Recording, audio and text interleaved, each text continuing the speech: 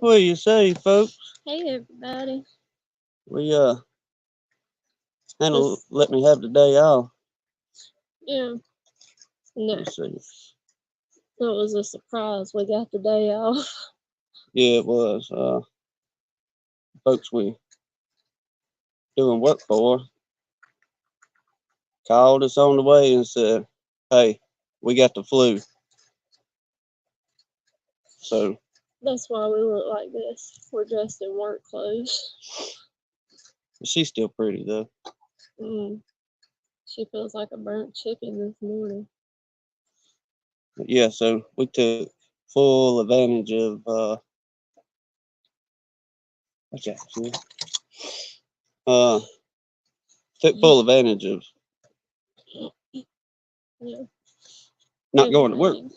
So Yeah, it is. It's supposed to turn into a really nice day. It got cool last night. It got down like low 40s. I told him we should have found a spot in the sun. It's still cold in the wind out here in the shade, but it's supposed to be really pretty today. The sun is shining, so I'm happy.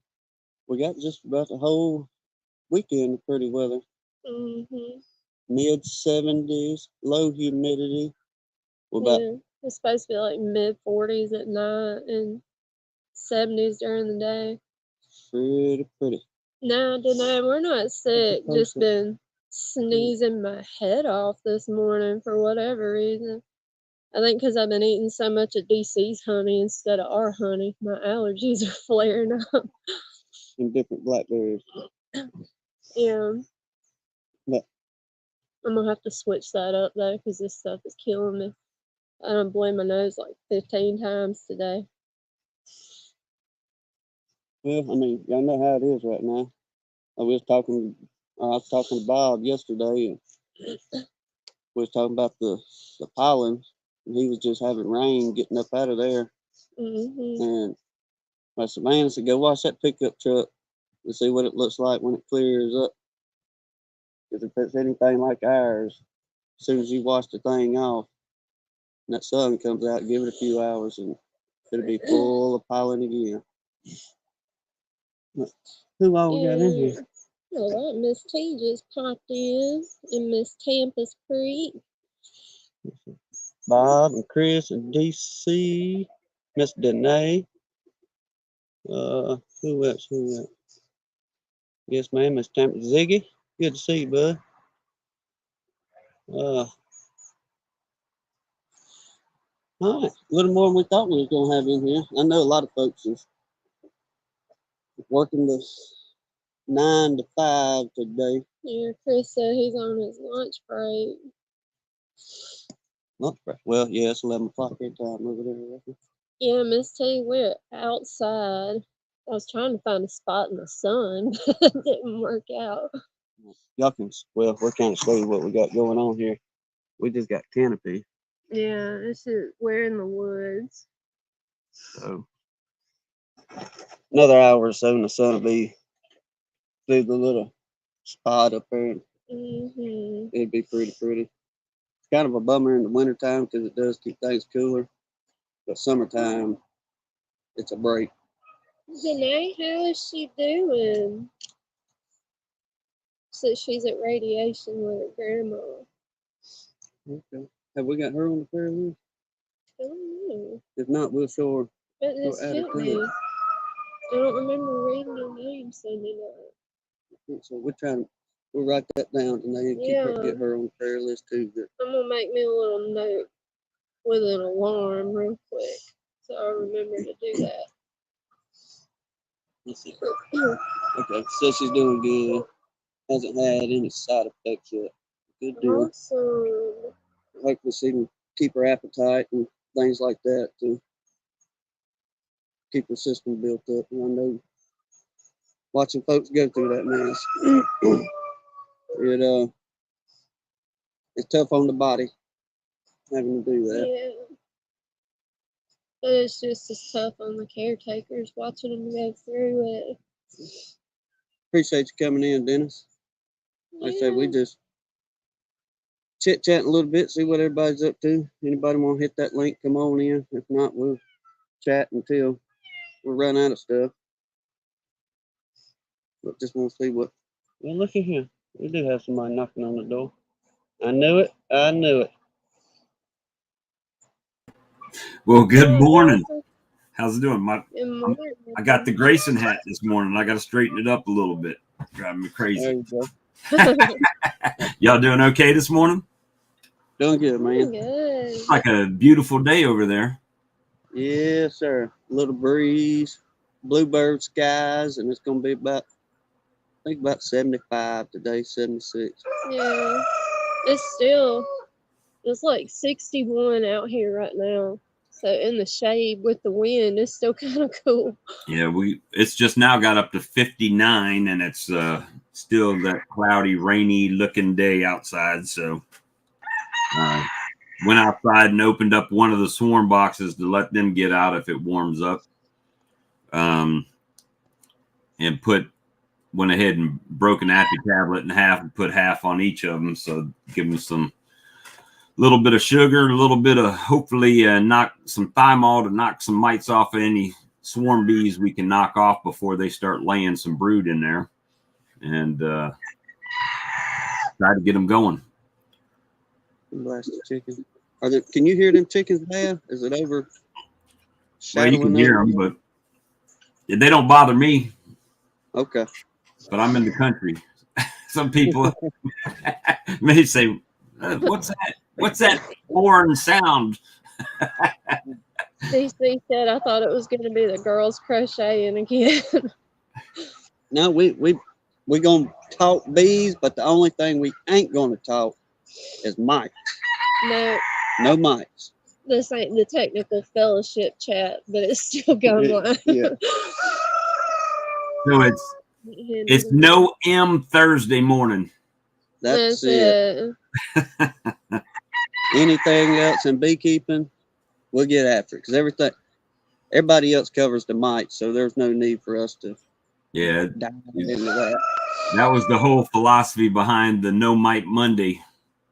Was because at that time when I started saying that, it was like, Lord, everybody, every week, that's all we talk about, right? Yeah. Danae said Hannah should put buttons in the cherry picker and let us watch. So I caught some of that. What happened with that? Tell us what went on with that. You want to tell? You want me to tell? Yeah. We were over at our buddy Lance's working his bees, doing some splits and stuff for him. And stupid chicken. But was looking he had a 5/5 2 nuke stack right beside a mountain of beat boxes in a huge hive. And I almost got into the nuke boxes first while Tim and Lance was getting everything else together. I was like, no, I'm already tired. I'm going to tackle this monster one first, and then we'll go from there. But we're going through that huge hive, and all of a sudden Lance looks up, and he's like, y'all, there's bees everywhere. And sure enough, that nuke was swarming. I mean, a pile of bees coming out of there. So I kicked myself in the butt. It was like, I knew I should have gotten that box first. But either way, they went typical gun line fashion, 40 foot up an oak tree up there. Oh, it is. Well, probably closer to 30 foot. I might be exaggerating a little bit. But anyway, we finished going through everybody, and old Lance was talking about, I'm going to go get my shotgun and just shoot that limb down. Well, then it hit him. Another one of their buddies across the road that lives right across the road. He's got a tree cutting business. And he was like, man, I'm going to go try to get him to bring that bucket truck over here. And I was thinking, okay, Tim's had me in a cherry picker man lift before, painting and stuff. And that scared me bad enough. I ended up driving that thing. She done good too. Once I finally figured it out, I was like, I can take it at my pace if I drive it. But made it through that. So when he told me, you're going to go up with me, I was like, okay, he knows what he's doing, surely. No. We get about 15 feet off the ground, and he starts asking out loud, "Now, which lever did he tell me to push? What's this one do?" And I And you're was like, bouncing up and down "You on the don't, yeah." And I'm terrified of heights. Like, that is not my thing at all. And I asked him, I was like, "Don't you know how to drive this?" He said, "No, I ain't never been in one of these before." That's And I fun. started playing out loud instead of in my head at that point. I was like, "Oh my gosh, I'm gonna die in this thing." Because he was holding a 10 frame deep while I'm trying to figure this thing out. And it's a little herky jerky, don't get me wrong. Oh, Right. it was a lot of herky jerky.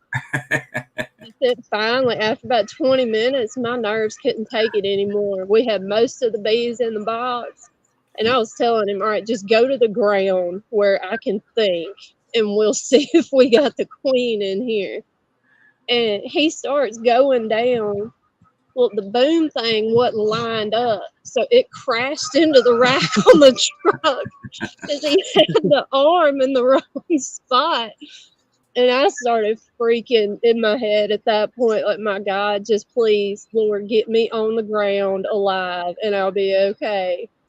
So Lance, okay, I'm gonna go help him out. So he goes over there and starts driving. Well, he don't know how to do it either. He starts tilting the bucket instead of lowering the arm. I'm like, "No, you ain't fixing to dump me on my head 20 feet in the air." Like, y'all just let me out of here. Well, Lance met me down there, like, helping me get out of the bucket, but he was laughing so hard he couldn't even hardly help me down. I was like, you know, heights "No, won't no, kill no." you. It's that sudden stop at the bottom that gets You you. right. Yeah. I was like, "Oh my gosh." I was shaking like that oak leaf on that tree up there. I was like, See, "No, now you got a no, story. no." See there? You'll have Hey, that story the rest of your life. hey, but one of the best parts was the old boy that owns the tree cutting business. He come over there. I mean, we all know each other. We all grew up together, kind of thing. But AJ brought that truck over, and we already had the bees. Lance has got one. We'll say, like everybody kind of been the topic. Say like your bees. You was talking about, are they hot or just defensive? Well, Lance has got one colony that we'll say is defensive. Now, them bees are hateful. They was all stirred up in the air, just fired up a little bit. Well, about that time is whenever the fella that owns the bucket truck brought that thing over there, parked it, set the outriggers and everything for us. Well, after he got done doing that, he thought he was just going to stand around and chit chat for a minute. Well, he didn't have nothing on. And buddy, they started tearing him up, son. So he takes off running. He's flinging his arms and beating his head. I was laughing my tail off. He ran on down to Lance's house, and and I'm not exaggerating, it was a good 100 yards from where the truck was down to Lance's house. And he took off in a sprint. Like Hannah said, his hands was all in the air. He's trying to swat him with a hat, screaming and carrying on. And that's whenever he finally come on back. He said, "Look, I'm gonna leave the keys to this thing. Y'all do whatever you're gonna do. I got to take my daughter to ball practice." He was gone. Yeah. He didn't hang around very long after that, did he? Nah, he didn't even come back. Like the guy that called me for the swarm yesterday that I went and got. Nice fella standing out there with me, but and was really interested in the bees and what was going on. But I was waiting for just one to zap him and then see how long he would have took. But he didn't get it. He didn't get any stings yesterday. So I didn't get any yesterday, but I got one the day before right here, and then one on my hand. But I didn't have gloves on or a veil at the time, so my own fault, right? I knew the risks. We was going to video some of that, but we was waiting for the weather to pass, and by the time it got real nice and pretty, it was going on about 2:30, 3 o'clock. We was like, if we start videoing, the time of doing that, we'll be here for 6 o'clock. Mm-hmm. So we was just trying to run through. We knew we had to do splits, So we just run through on that.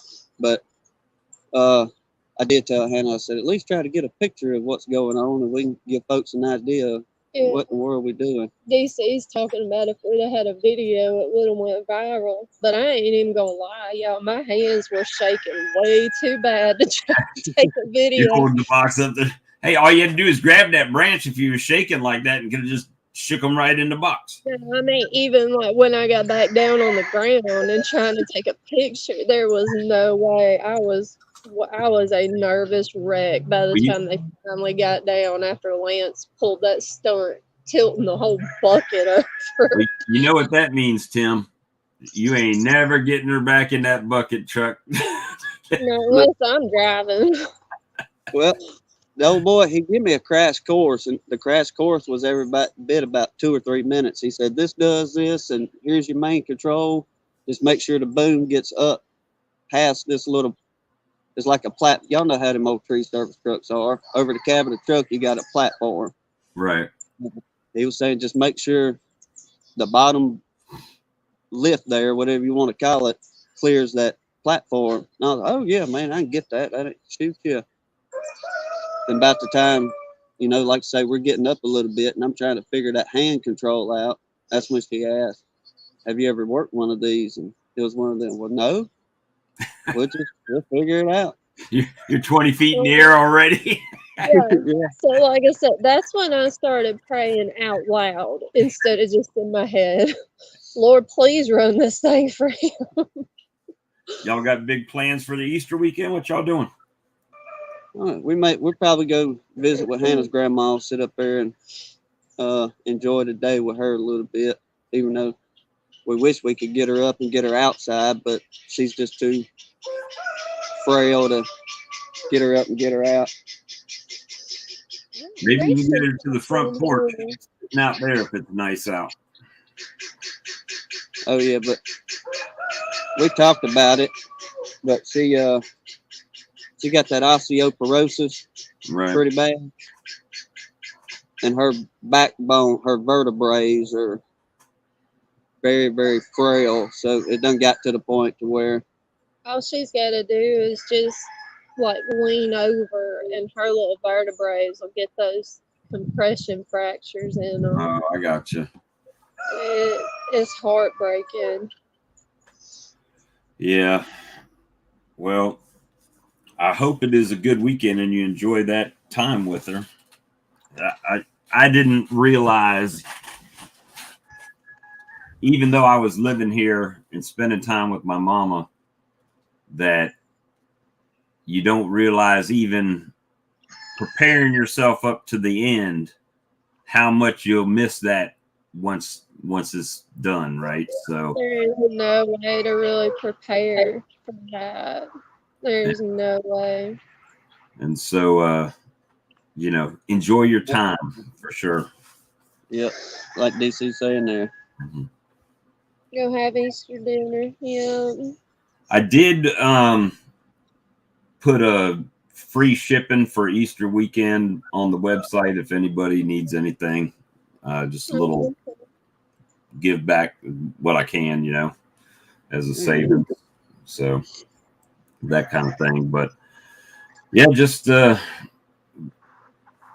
hanging around, got the work phone ready to go out on calls if I get any. Haven't gotten any yet today, so working on that. And I saw you guys were going to go live, so I was like, oh, I'll jump in with y'all for a minute, see what's happening. Like I said, it's just spur of the moment when that woman called and said, hey, now I'm sick. And I was like, no, I really have to watch being around that with my cystic fibrosis. Right. You know, people get even just so much as a sinus infection, something like that, then it can turn bad for him way too quick. So we usually tell folks, look, 3 to 5 days after your symptoms are gone, you know, ride by, holler at us, or we'll come on back to work, things like that. So right. We just told the woman we'll be back Monday. Bob DC said, oh, it's a good time to ship to Washington. Well, I was going to ask you guys, when does your nectar flow really start? I mean, we get a little bit, but when is it like you're like it's happening now constantly? I'm gonna say about late April, early May. That privet will really get, Yeah. and kind of too. It depends on. You get some like clover and wildflowers and stuff starting now, but Just like enough to get them going serious good. flow Yeah, is into April. but yeah, probably. Yeah, into April, early May, the privet will turn on for us if it's going to be a good season. Which the way everything's looking, with everything else blooming, that Should be all right. yeah, I think we're going to be okay this year. They starting to privet starting to put off, or it ain't opening up flowers yet, but we can see it's going to be a good year. Well, hello there, Miss T. Hey, Miss T. Oh, Good morning. hey! How are you? Yeah, like I caught myself on Miss T's channel yesterday trying to do some trivia. Hey, I won the last ones, right? almost every morning. I just never been up here before. I just wanted to come up. Well, come I'm on. glad Yes, you ma'am. did. We'll talk beekeeping. Anybody got some questions on that? We'll try to answer them the best we can. If not, there's somebody in this chat that can figure things out. Okay. We, No, I was just reading DC talking about this dandelions make nectar. They probably do a little bit. they got a little bit of nectar in them. Okay. Mm-hmm. I didn't know that. And probably enough to start the bees rolling a little bit. I've been here Yeah. 22 seconds and learned something. I'm sorry, Miss T. What'd you say? No, I've just been here 22 seconds and I learned something already. Awesome. I'm gonna have to start putting the what not to do channel out. Don't do this.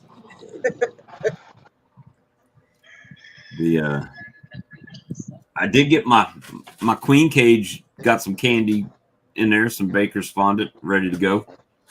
Carrying it around in case I've got the emergency queen catch, but the haven't found the queen in either one of the swarms that I went and picked up. So I guess she's in there. I'm sorry, I'm new. So that's a bee, like the queen catcher? So this is just a queen cage. So if you were to spot the queen and grab her by your fingers and put her in there and seal, you can lock her in.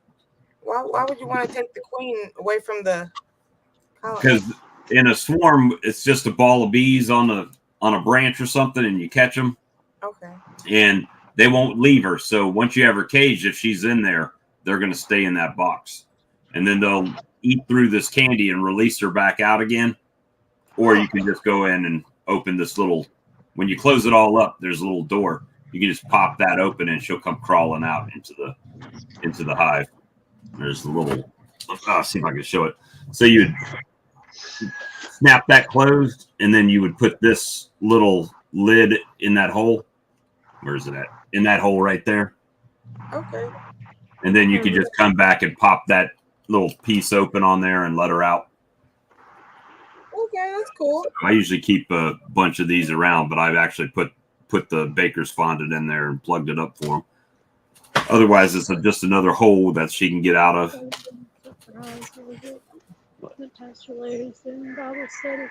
Yeah, and there's that DC said sometimes it's nice just to catch her and put her off to the side so you don't accidentally smash her when you're pulling frames out if you find her.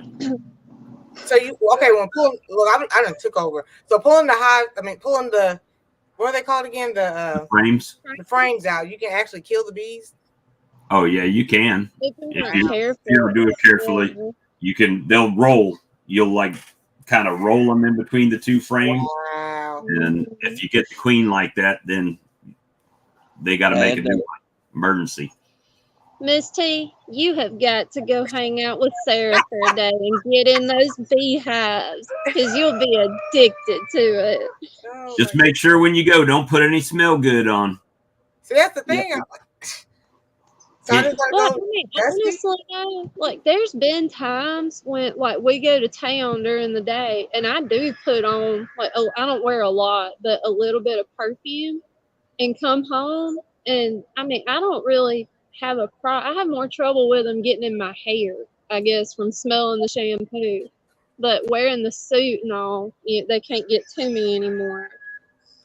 I reckon as long as you ain't If you take a bath overwhelming. in it, they're gonna get you.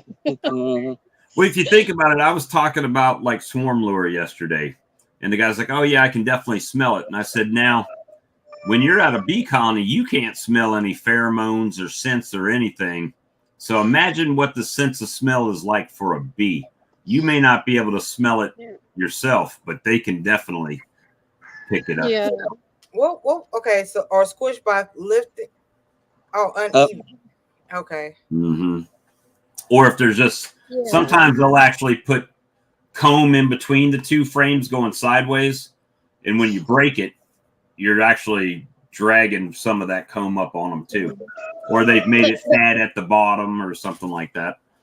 But I think Shane meant like if you don't grab both ends of that frame and just pull it straight up, if you bring it out crooked or we always call it lopsided, but if you don't bring it straight out, because those frames fit in those boxes pretty tight, so you can drag and squish and roll the bees that way too. Wow. it's more, you just want to do a smooth, even process of coming up as Yeah. straight as you can, and not, kind of teeter that frame back and forth as you're doing it. To a point, you have to, but for the most part, you just want to come up a nice, smooth, even motion and bringing them up. Those little Make baby a big frames. Are those for baby bees? What is it? wrong button. Do what? Spanky made these. They're 3D printed, and they're identical to a bee frame. They're just miniature, right? Whoops, sorry. But when they're in the colony, they've got. I know a lot of you guys have seen this, but since Miss T hasn't, on the top there is a little gap so the bees can get through, and on the bottom the gap is larger. Mm-hmm. But sometimes they'll make that comb on the bottom fatter or around the edges. So when you slide them out, the bees are in between. You can roll the bees like with the friction, right? You're just kind of dragging them, and that'll roll them. So you just got to be careful. And if you're pulling them out lopsided, as Hannah said, when you grab one side, the other side is still kind of in, and you're dragging them on the sides and stuff. So you want to try to grab it equally from either both sides. I usually take one out so I have room to maneuver them back and forth, and then I'll grab it in the center. Try to grab it in the center and lift it up as straight as possible to stop. I can't pick them up one-handed, so I have to grab both ends. But yeah, this is just a little. Actually, I got the other frames up here somewhere, but that's a double 5-frame newt that he did. Hey, Mike. Hey, Mike. Soda. Well, we thought we were going to be all by ourselves this morning. Oh no. Well, it's kind of an odd morning here. I'm waiting to hear back from Mr. Vince. He's having a biopsy done on his thyroid, and today happens to be some live sumo wrestling from Japan. So I heard that. Wait a minute, that way. There we go. So, anyways, yeah, it's cold here. Well, it looks nice with that fire in the background there. Hate y'all still cold. Yeah, but I had to have it on. The thermostat went out last night, and yeah, I woke up this morning. It was pretty chilly in here, so kind of fire, boys. Yeah, so it's good fun. I should have probably be some of the cats coming over here in a minute and go sit on the floor. So anyways, I just saw you guys were on, and I just had to pop in there and say hi. I actually really can't see you guys. Oh, really? Yeah. Well, I got a face for radio, so it works out well for you. Oh, thank. That sun ought to top them trees in about 10 Actually, more minutes. I heard you talking about the bucket crane. Here, you know something? I know how to fix this. Hang on a second here. There we go. I'll just get my cheaters on so I can. Oh God, Bob's ugly. I know. Look, hey, I matched our hairdos. Yes, we do. Though I think you have a little bit too much there. I'll be. I don't know if I can still buy it, but I see if I can find a case of Nair. I just gave up because my hair grows great back here, but right here. Oh, it does really? Yeah, and I just Okay, that's kind of tired of obscure. it. So I'm like, it'll be 100 degrees in the next month, so we'll be fine. Yeah, that's actually pretty useful, down to the point where it slides over. Miss T with the T. Yes, we've actually never met face to face. Very nice to see you. Nice to see you too. Let's see. We're gonna, Huh? I What's said the we're post gonna you get have? her into some bees. Yeah, we are. Oh, Slowly but surely, yes. okay. Well, if you got the time and and so on. What's the poster you have behind you there? Oh, it's me. Her YouTube channel. Oh, it's a YouTube thing? Yeah. Mhm. Oh, See? Oh, okay. Thank you. There we go. Yeah, the colors and whatnot. It looked like it was a World War II sales war bonds. War Bond. Yeah, Mike seriously. was around there and there too. Well, no, He they saw were the original print. Yeah. I actually was getting kind of excited there for a second, but good for you too. oh no. So I wasn't there in World War II. No. I'm a big fan of Art Nouveau and Art Deco and the Industrious posters from the World War I and II, actually. So it's a little bit of an art fan there. So, anyways, and there he is. Hey, y'all. So, how did you end up with a bucket crane? What was going on there? Well, Hmm. the local redneck across the road got him a tree cutting business.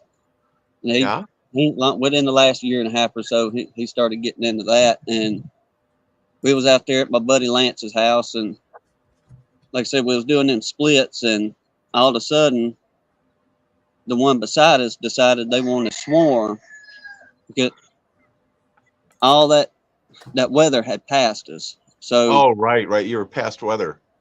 we were starting to get bluebird skies. It was warming up to a nice, pretty evening, and this probably about 3 o'clock in the evening, we finally got that warm air coming in, and buddy, that colony beside us decided to swarm. Long story short, they went up in a oak, probably about 30 feet up, Oh, Jeremy's and my buddy Lance was sitting there going, "Well, Timmy, I can go to the house and get the shotgun, and we'll just shoot them out of the tree." No. And That's what I said. was like, "Well, we can try it." I seen old boy on YouTube doing it with his old Brad Cajun down there, and then it hit him. He's like, "Man, our buddy across the road, he's got that bucket truck, so I'm gonna call him." And he brought that rascal right on over there to us, and we was like, "Yes, sir, payday." And it just kind of went from there. The old boy got his tail tore up, and he left us the keys to the bucket truck. Said, "Y'all have at it." And we had at it. Yeah, crash course in a bucket truck, and it took us a few minutes. Don't get me wrong, but we ended up getting them out of the tree and Well, got it was a everybody hot up to the storm, back. though. Yeah. I haven't really ever run into a hot storm before, so that's what was really They interesting. were fine. Oh no, I was just saying the weather had gotten hot, warming up out there. Oh no, you said the bees were going after the guy, though. Oh Well, well, he's got one hot hive. Oh, Well, that I was guess separate from the swarm. Oh, okay, yeah. I'm with you. Mhm. Yeah. Wow. Okay. Well, that's all fine and dandy. Anyways, Jeremy, how are you? Pretty good. How are Yes. y'all doing? Fine. Good. What's Nice your to see weather you're like back down in the there? bees. We had a little cold front, so I think today's only going to be like 80 today. But oh really? Go for no, but it. it was like 40 this morning, so it was cold this morning. Now, where are Mhm. you located? I'm currently at work, but in San Angelo, Texas, West Texas. Oh, I'm DC in said Indiana. next time put Tim in the bucket and give Hannah the controls and record that one. But The no, I wanted to jump on and say hi real quick. I've been neglecting beekeeping like I said I would. I've been doing pretty good. Uh, Yeah. I've only been out to the bee yard like 4 times this year. You know, I had to start from scratch. Luckily, I took over one colony, but hopefully we're up to 7. I've caught several swarms, done a couple removals. Yeah, Passed we've been on. seeing posts. Yeah, I've passed on a ton. We've been getting swarms for 2 months now out here. Really? But only thing guys, I'm doing now. I'm sorry, Mr. Vince is calling. I gotta. God bless. I'll talk to y'all later. Bye. Yes, sir. Bye bye. Now Go we ahead, had a Jim. little bit. He's trying. Yeah. Now we had a bit of a nectar flow so far. We've got wildflowers like crazy, even though it's a desert out here. So my stronger colonies, you know, they're storing honey, but the removal and swarms I've caught, I'm gonna have to go ahead and feed them since they didn't have a bunch of foragers and they're building up. So besides that, mesquite is barely starting to put on some leaves on them. So hopefully in a month and a half, there'll be a heavy mesquite flow as well. So And mosquito Awesome. flow. Can I get a Were you? translation? Yes, I'm ma'am. not a beekeeper. Yes, What you got, Miss T? what did he say? Mesquite? What was that called again? Mesquite, the mesquite tree, you know, or it's a bush and a tree. So you know Oh, when people barbecue and they use mesquite wood, oh, it's actually Oh, the it Chit. thrives here in the desert and it produces great mesquite honey, but it crystallizes fast. And last year it bloomed 3 different times. I've got videos on my YouTube from last year. We had a flow from the end of March to the middle of July, pretty much. So it was where are you located at? Indianapolis, Indiana. I would love to try some Indianapolis. mesquite honey. That sounds delicious. Well, It's I'll good. have to send you some when we get some. We sold our company in August. I was running about 60 colonies last year, and we sold our company. We were supposed to move back to Georgia. That didn't happen with some issues. I know y'all know about it, Bob and Hannah and Tim, but I'm letting her know. So I'm stuck out here. So I'm just doing it as a hobby now. I'm not trying to have a side business anymore. I've been doing catfishing and trying to hosting catfishing tournaments and clubs. So that kind of takes me away from the bee. So my woman's happy, but now she don't like when I go fish. So Yeah, Jeremy, DC's been asking too. But how's all the kiddos doing? oh, they're doing great. You know, our little medical baby that had a heart issue. He's supposed to have a checkup next week, but that boy's getting thick. He's chubby, healthy, Mhm. smiling all the time. I mean, all of our kids, they've just been great. We just had spring break, and they're doing awesome, really. So I know when we go back next week to the cardiologist and stuff, that everything's just going to be great either way. Absolutely. By how he breathes and everything like that. So we good. We just ready to move back. I'm tired of West Texas, I guess, but enjoying it while I can. My bigger kids are here. So What about the little feller that got his finger in the door? luckily he didn't break anything or anything, but he's just our wild child. He's still he's in my shadow anywhere I go, and he just wants to be crazy. So thank you, DC. Well, hey. That's good stuff, man. I'm glad to see you back in it. Yeah, I wish I was in it full time. I'd be getting some of your Swarm Commander and I'm sorry, Swarm Wrangler, not the bad stuff. That's the bad stuff. I wanted the Swarm Wrangler. No, I saw your video the other day of you, with that trap in the tree and stuff like that. I'm like, out here with all the swarms we get, I bet I could put Most- 10. Go ahead.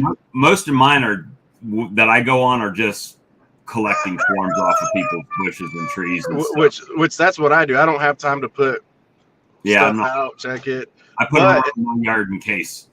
I'm sure if I did, I'm on the city list. They call me for everything, for removals and stuff, but I've been forwarding all my calls because I'm like, I don't have time for that. I bet I could put some in every park and every, put probably 50 swarm traps around town. I bet you I could get swarms like crazy out here.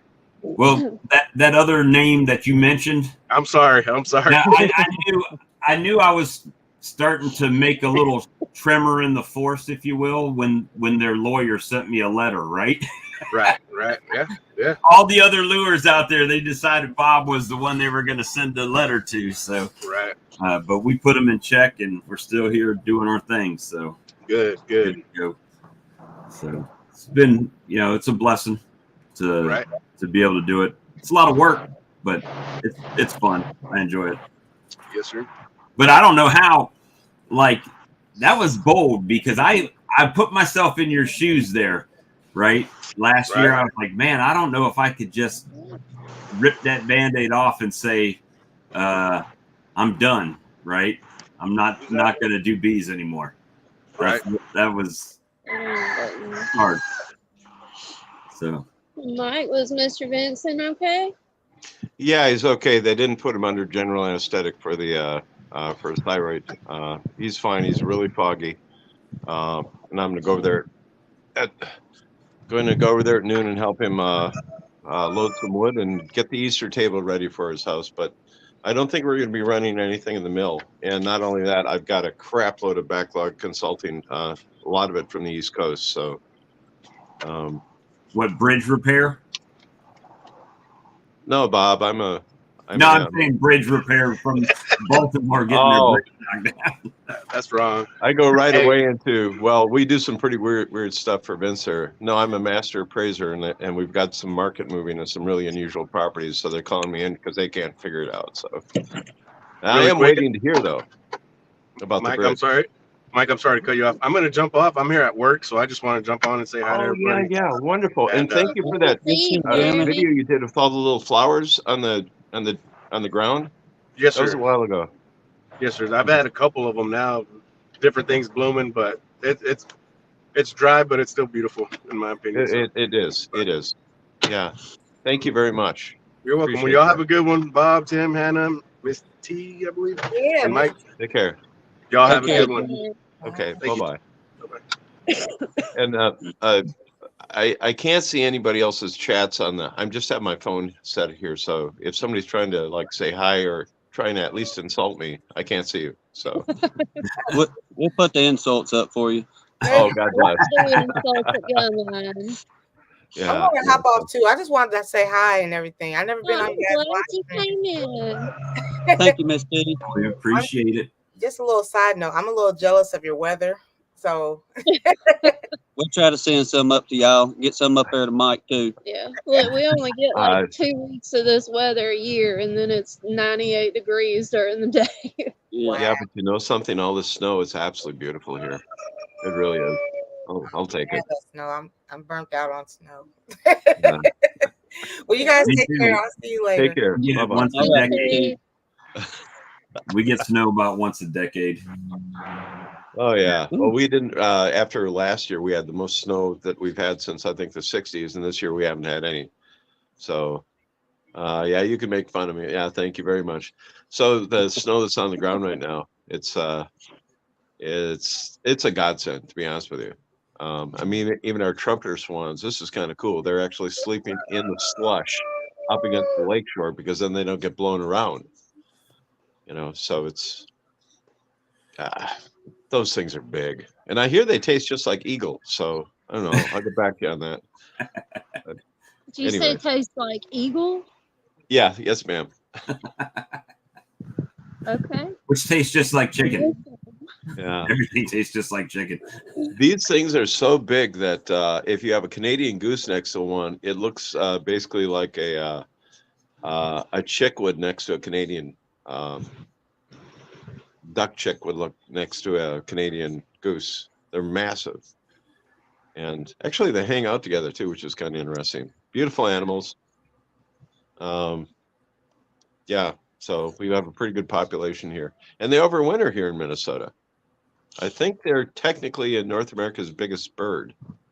And I think that's because of weight. I think the California condor's got a bigger wingspan, but I'm not positive about that. But a little bit of nice stuff.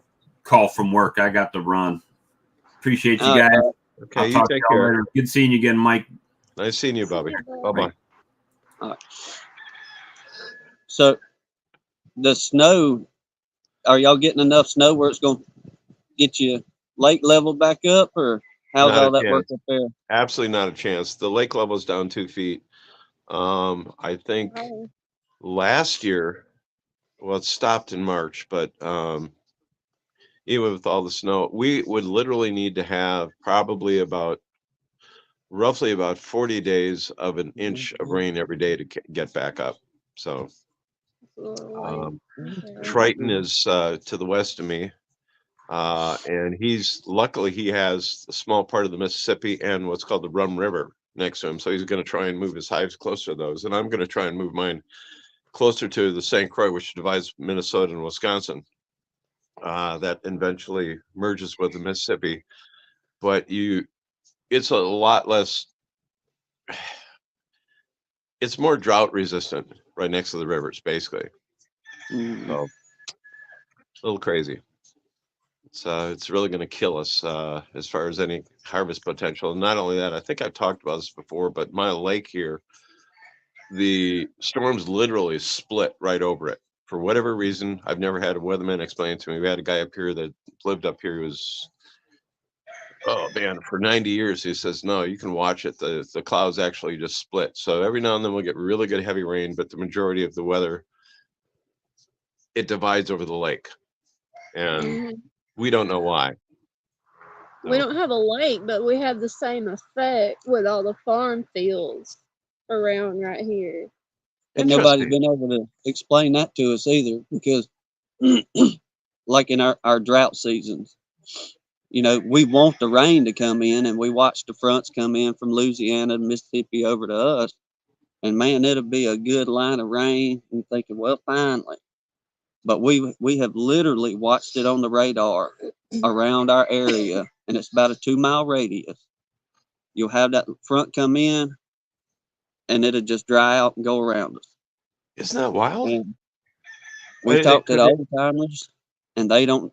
The only thing that they have kind of come up with said maybe it's something to do with the heat off the fields creating something. But yes, sir, I guess it's one of them phenomenons, or however you want to put it. Yeah. So do you have what's the elevation difference between you and the farm fields? Oh, well, I mean, we're pretty well on the same elevation. Mhm. Oh no. The land around here. Yeah. Yeah. So there's something about the heat of the lake and of your farm fields that's causing that. Yeah, it's bad crap crazy, and there's nothing we can do. He said a high pressure area will divide a storm. Okay. Let me go back to Lee's comment here. Look, Russell said it does the same where he stays. Really? Yeah, high pressure area will divide a storm.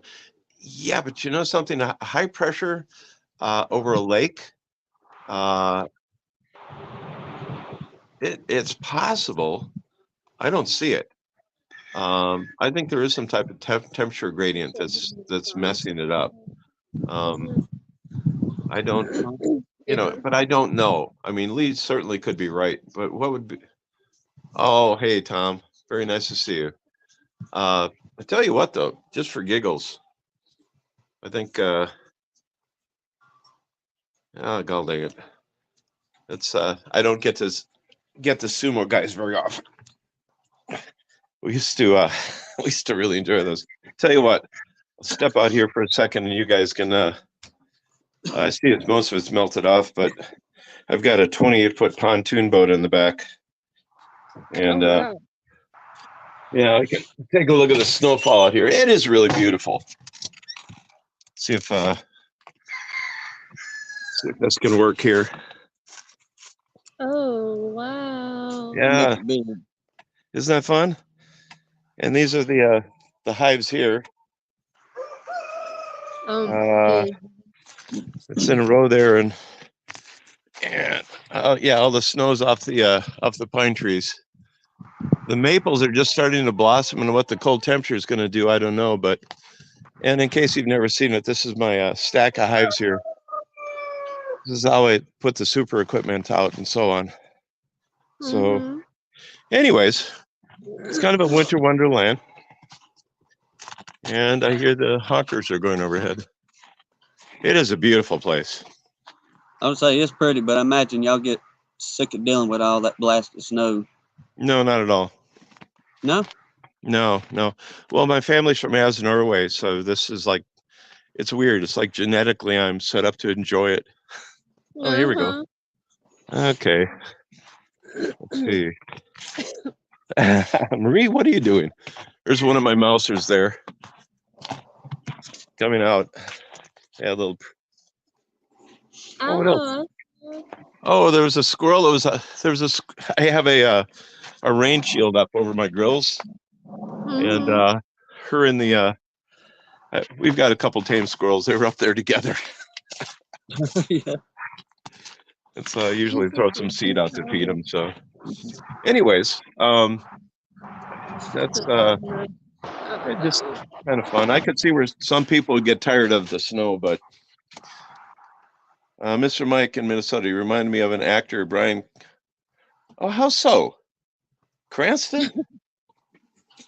I don't even know who that is, TG. No. That's interesting. I'll have to look that up. Thank you there, T.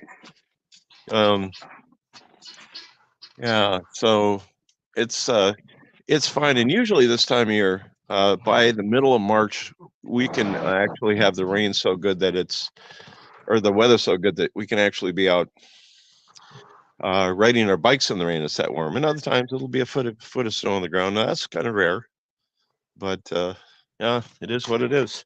So kind of fun. What's your high temperature going to be there today, Tim and Hannah? About 76 today. Yeah. Oh, no kidding. Be fine weather around here. From Pert Not Angels. rubbing in. Look, Jeremy wasn't kidding when he talked about that. That's what we call a cool front in the South. If it gets around 50, that's a cold front. There you go. But then it's going to jump up 20 to 30 degrees during the day, or even up to 40-degree difference by that afternoon. Well, that gets really kind of funny trying to explain that to people. Yeah, that's a cold front. Okay. Yeah, okay. Well, dummy, let me explain something to you. Yeah, look, by the end of the summer, we're looking forward to upper 80s and mid 80s. Like, that's a break from the heat for us down here. Yeah, isn't that interesting? You know, what's you get attention to? Well, you know, I'm out here in my shorts right now, for crying out loud. Oh Lord, oh no. wow, yeah, I'd be dying. Well, no, you just you know, you want to go in? You just get used to the your body acclimatized, you know. Yeah. So, and that's that. And I wasn't joking when I said about the genetics. You know, it's I have a friend of mine that Casey Dame, you can look this guy up sometime. He's used to be my partner in the appraisal company, and he went into art. And I was doing CGI out in California. He's made some really crappy movies like Lord of the Rings, Star Wars. Oh wow. But he cannot handle the heat worth crap. You know, he's up in the middle of Canada. Yeah, he's genetically set up for the Yukon. You know? Yeah. So I don't handle the heat that well, but I handle the cold. Yeah. Let's see, we're the opposite. We can take the heat, but I'll be shivering to death in the cold. Oh, I bet, Hannah. Oh, that can get on you really good. But you know, it's we had some gentleman from Georgia. In fact, Russell was. Let's see, what's causing all that bright light? Mike wearing shorts. Okay, Lee. Okay, yeah. See, there's my legs. I got sandals on too. I forgot about that. Oh wow.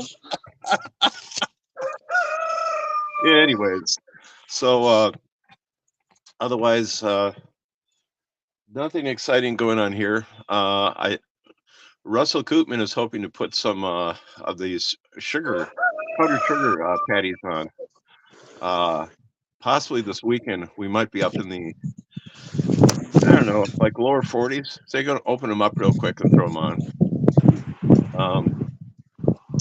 We sent a message to Ian Stepler about that. It's like, pull your plugs and throw these powdered sugar things on. And by the way, it beats the hell out of these Hive Life fun. It's ridiculous. Well, will it be enough to melt the snow down enough to get in everybody good? Well, Okay, so the hives that I have right here, let's see, the one behind me there has probably got, I don't know, a foot and a half of snow on. What we'll actually do is we'll shovel it off, you know. Okay.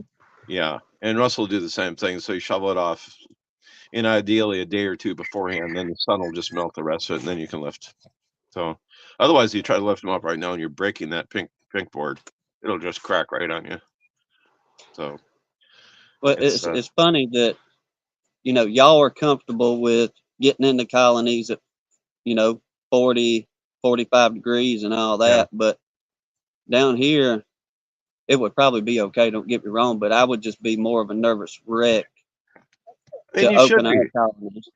Yeah, and you should be, Tim. But the thing that makes a difference is what's the strength of the hive. Mm. You know, what's the mass of bees in there? Because the body of the bees alone is going to hold the temperature a little bit. And if they have still quite a bit of honey in there, that's going to hold the temperature. It's not insulation, but it's the M factor.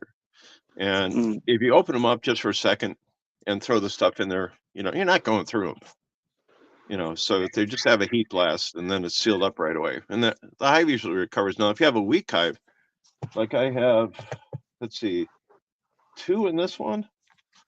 Or in this one, I forget. They literally had a half frame of bees here about 3 weeks ago, and I'm not going to open those up. I've got sugar blocks in there and pollen sub and whatnot, but it's just too cold. If I were to open up right now, they wouldn't recover. So that's my experience and my opinion in the Great White North. So, anyways, you can have any more trees removed? No, sir. Well, I mean, we got a bunch of them. Well, as you can see, Oh yeah, there's a bunch of them. We got to get out of here, but it's just getting out and doing it. You know what I mean? Because whenever yeah. you start, you know how it is. You start cutting these things down. It's a job. Oh yeah, yeah. That's what kind of trees are they, Tim? Most of them are water oak. Water oak? Yeah, it's more of it's a smaller oak. They don't get nowhere near big as a live oak or a red oak unless it's a real old tree. I mean, they'll get a good size. Don't get me wrong, but they're just more of a nuisance. I've never heard of an water oak. Huh. Do you know why they call them that? I have no idea. It's just what we've always heard. You know, the old timers around here call them. Yeah, yeah. I'm wondering if it's a sun-choked white oak. I don't know. They call them water oaks because they don't decompose, and then that would make it a white oak. But now these jokers here, that's one of the bad things about the water oak, if you will. They'll get up and you know they'll make a good canopy. Don't get me wrong, for shade and things like that. But once they start getting a little age on them, they'll get, I guess, a blight or something in them. Go to get diseased, and before long, they'll go to falling apart, limbs dropping, and all that mess. It just, they're aggravating down here. You can never fully appreciate how many limbs are on an oak tree until you cut it down and you got to pick them things up. Oh, isn't that the truth? That's or absolutely. a hurricane blows through. DC said a wetland oak. Well, here, I might as well show you guys something here. This is the tree right next to me here. Let's see if I can do this. That one pine tree right there, you can see some bat houses on it. Now take a look at that. That tree used to be another 4 stories tall. Oh, my. And yeah, it's a white pine. We had a straight line wind come through here in '83, and it cut off the tops of the trees. That tree right there, if the 3 of us held hands, yeah, we could probably reach around it. But it's just massive. And we lost a lot of those big old things, you know, when that storm came through. But yeah, it's what are you going to do? Are you going to thin your trees out, or what are you thinking? Yeah, That's at least just the ones in the yard. That's more of it. Just staying around close to the house, because our biggest worry is hurricanes. Yeah. And if Oh, we get a bad storm around here, I would like to have the trees far enough away from the house to where We're not in danger of one hitting the house. yeah. Yeah. Actually, it's funny you should mention that because I do want this tree taken down, but I think it's going to cost like $25,000-$30,000 to get it down. goodness. If that thing Lord, comes down, it's high down here. or when that thing comes down, well, the reason it would be so much is if, let's see, I've got my cabin here, that house, and that house, and that house. So you'd have to take it down incrementally, and it's so massive that you'd be talking about bringing in some wholly different cranes and whatnot. And so it's just an arduous thing. But if that thing comes down, it's not a matter if it's going to kill some people; it's how many people it's going to kill. If you're lucky. So I don't know. You talking about the circumference on that old tree in front of Hannah's grandma's house? Little cedar. There's a Yeah, red what is cedar that? out by the road. And we measured it. We took a tape measure and run around and measured the circumference on it. Yeah. And that thing is 15 foot to the button. Oh my! No. What kind of tree is that? It is massive. It's a red cedar. Oh, come on! That Yeah, sounds magnificent. you can see it on some of the videos to where she does the azaleas out by the road right there. And Johnny Walker, I guess we estimated as far as how old it would be. And from what we figured up on numbers, we figured about around 300 to 350 years old is what we've estimated on the numbers. Appreciate you, Man. Bob. I do appreciate you, Bob. That's Very impressive. much. That is really impressive. Yeah. Wow. Just crazy. Well, I am actually getting a little cold. I bet hear you, you man. are. It's if nothing else, my sandals. I guess I got them full of snow. That's why my feet are cold. That snow getting in your toes. Yeah, something like that. Something like that. So, what are you guys going to be up to today? We're probably just going to take it easy today, to be honest with you. We went and looked at a removal yesterday at one of the local middle schools, and we're waiting to hear back from them, see if they want to take our offer on what we told them to remove it, or if they want to do a trap out, that kind of Okay. thing. But for the most part, we just going to take it easy, bro. That one's for you, Mike. Oh my gosh. Everybody That's, got jokes today. They picking on you hard this morning, ain't they? I have no problem with that. That's by the way, the beauty of being by the way, have you ever seen a bald man in a soup line before? I'm waiting for the rest of it. We yeah, and anyways, no, the beauty of being bald, I noticed this when I was coming out of a theater, I think in the 80s, was that I knew it was raining before nobody else did. Yeah. One of the My best. daddy was bald, and as a kid, just being a kid, I'd question, well, Daddy, what happened to all your hair? What have you, and all that? And he would just tell me, he says, son, it's all the years of me standing on my head and letting folks kiss my behind. And I was like, okay, yes, sir. Oh my gosh. That's Thank the one Lord I've I never heard. Oh, that's Yeah. funny. That's just absolutely deliciously funny. Well, you guys take care. I'm going to get ready and go over and give Vince a hand and get a hold of those other folks out east. And yeah, God bless and nice to see the other people. And like I said, I'm sorry I can't see other people's chats, but yeah, talk to y'all later. All right, Mike. Take care, man. Thank you. You too. Bye-bye. Look, Tom said he's got all different kind of oak trees. Swamp white, white oaks, red, black, live, burr, pin, English, and chestnut oaks. Okay. I ain't never heard of a burr or a English oak. That's a new one on me. Most of ours is going to be red, Water, water, live oaks, turkey oak, sand oak, Mhm. a couple of pin oak, What's the sawtooth? and some sawtooth oaks. Yeah. Yep. Those are really cool. 'Cause they call them a sawtooth oak because the edges of the leaves look just like a saw blade, like 100 little bitty teeth on there. They get pretty big. They get not quite as big as a live oak, but they grow real fast down here.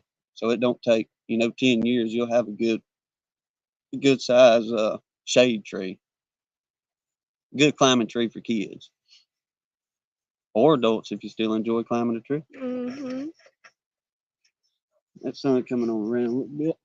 I'm Yeah. gonna quit shivering in this breeze. It looks like most everybody had to go back to work once Yeah. breaks are over. Yeah, we had like 28 in here, but then everybody started saying got to get back to work. We're down to 16. Yeah, we'll chat for a few more minutes and let everybody get back to work. But Lee, if you're still listening, did you ever make that So, Chris. did you make that paper on how to operate a crane for dummies to stick in your front windshield? Yeah. What Chris say? He said that's a marijuana oak. I don't think so, buddy. What is it? What are the biggest tall ones? Down here, DC is the live oaks that are the biggest. Yeah, there's some live oaks down here that are well over 300, 350 years old. Big, beautiful trees. Next time we're down, there's some up toward Hannah's grandma's, but we'll see if we can get a shot of a few of those, but more so In town. Yeah, downtown Mobile, it's loaded with them old live oaks. And there's one part of one of the highways going into the part of the big city that a stretch of Spring Hill Avenue, probably about 2.5, 3 miles. We did a video going down Spring Hill when we were going to Ollie's concert. Remember? That's right, we did. We might put that out for y'all. Just do a quick run on it. But all you're doing is whenever you're driving down that couple of miles of road there, you're under a canopy of them live oaks. From one side to the other, them tree limbs are just stretched over the road. It's incredible. That's the only thing I like about going to town is you get to see them. And some of them, I know it ain't good for them old trees, but it does make for a pretty picture with that old Spanish moss hanging off of them. Mm-hmm. But yeah, that's our biggest oak. Now our tallest trees down here is going to be them yellow pine. Them yellow pine, they'll easily get up, I'd say 60, 70 feet, no problem on some of those jokers. But Lee said I'm still trying to figure it out myself. oh yeah. Maybe I can tinker around on that computer today and see if I could draw one up for you, bud, send to you. For any of y'all interested, we was carrying on with Lee the other day about him working in that crane, and I told him, I said, Lee, I said, it'd be pretty funny if you could find how to work a crane for dummies and stick that thing in the front windshield, so when that safety man comes around, kind of give him something to talk about.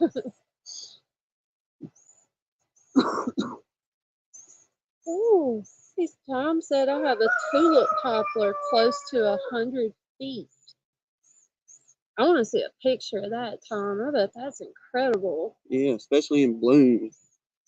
Now, Chris, take that back. We saw the swarm at Lance's the other day, and we got that swarm call yesterday. But we hadn't seen, like, our bees trying. Well, yeah, we did. Well, yeah, we did those splits We had because of it. We had come home the other day or last week, and they I don't know, we wasn't home 5 minutes. I'd walked inside and Hannah was letting old Jasper out of puppy prison, and she had opened up the door and she said, "That Nuke down there," which we done moved him up to 10 frames, but we've been calling it the Nuke. We just hadn't named them yet. Hey, while we're on the chat, y'all got any trouble name suggestions for us? Throw them out there, because we got to get them a name, because they're established enough now. They're a real colony. If anybody knew the tribal names, we're talking about the old Indian name, where it's Cherokee, Choctaw, Native Creek. American Indian. It's Indian. Not across the pond Indian. Yeah. That's what Our I was people. clarifying, Dor. My bad. But yeah, throw a name out there. You got Sean. Well, let's see. We had Cherokee. Chickasaw, we just got to start over. We've had so many. But yeah, we'll name them whatever your local or your the Indians around your area. Mm-hmm. I think we done pretty well burned up all the ones that around here in our area. We need some new ones. I don't think we did Seminole. Have we done Seminole? Yeah. We did. Mm-hmm. Ohiwa or Sean, I guess that's how you say it. Or Ojiwa. I'm going to say Ohiwa. Ohiwa. Ohiwa? Or Shawnee. I think we had Shawnee. We done Shawnee, so okay. Bingo. We'll probably butcher the name, but we'll go with that. Write that. Take a minute. I did. I got a screenshot of it. Okay.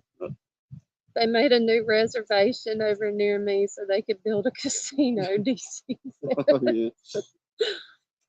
Oh, man.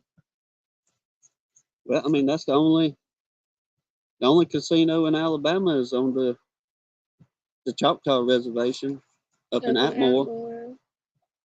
Because technically, gambling is illegal still in Alabama. Any sorts of gambling, you can't do nothing. But the band, the Choctaw Indians on their reservation, they built them a big old casino up there. And let's see, Tom said Hopewell, Adena, and Shawnee. I like Adena. That's a pretty good. We got 3 splits to name too. Yeah, so that takes care of once they get established. And we make sure. Well, you can take the first one. We can put with the Nuke. Then we could take what Tom just said and on put the 3 split. Yeah, on one of the 3 splits.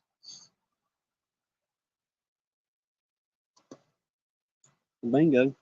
Then once we know for sure them splits are getting established with those queens, then we'll name them. And that'll get us to 1, 2, 3, 4. That'll get us up to 5 colonies. And whatever, we got our names out there to try to start getting on some of these swarm calls and things like that. So hopefully we can start picking up some more. Get them freebies. We want to get as busy as Chris the Bug Man with all them swarms. I'm praying we have a better year this year. But it's already shaping up to be a better season than last year was. Oh yeah, much better than last year. I think we're gonna be all right this year. Because the privet, it did open up a little bit early. Then that cold front come in and got them, and pretty well put the tallow in a bind too as well. But so far, we've had a milder, which we don't get much of a winter down here anyway, y'all. It gets cool and cold, don't get us wrong. You hear us fuss about cold weather, but for the most part, it doesn't stay cold long. We'll get a front push in, and the lowest that we've had in the last couple of years was 16 degrees, and that was just for a day. Then within a day or two, we'll be right back up easily 40, 50 degrees in the daytime. And it may get to freezing for a few nights, but They, like he said, our cold snaps don't last long. we have that added benefit of that warm air pushing in, and it kind of helps keep things a bit warmer. But it's a Yeah. bummer in the summertime. Yeah, but I mean, even when like 40 degrees here, it feels like 30 just because of all the humidity and moisture in the air. Yeah, it does make it much colder feeling. We run into a gentleman, I don't know, his last year. A lot of y'all that's been with us, we'll go over there to the old stockyard, and they'll have the yard sale out there, and you can pick up chickens and ducks and turkeys, and some folks sell their honey out there, and it's just a good country folk yard sale, if you will. And I forgot where I was going with that. Train derail. It sure did. I don't know. I was reading Danae's comments talking about flint napping. Told her y'all need to make a video next time you do that. She's been getting into it. Oh, heck yeah. That's what I said. She was talking about it. What was it, in one of Miss T's chats or something today? Because they thought you were talking about something to do with quilting. That's interesting. I've watched some videos on folks how to do it and all, but we don't have anything down here to really do any flint napping. All we got is sandstone, and it's so brittle and fragile that you can't do nothing with. Sarah's live. I knew it was somebody's live. You were talking about doing that. Because often whatever you find down here, was talking with a brother in church. He's into forestry and land management, and just him himself alone, he's got several hundred acres of his, but he does a lot of management for big companies that bought a whole bunch of land, and big landowners up, say, mid Alabama. And he said the way the terrain, it goes from sandstone to something else, then you get into a little bit harder mountainous rock as you start getting into a little bit of the Appalachian part of Alabama. And oftentimes what the natives would do is whenever they would,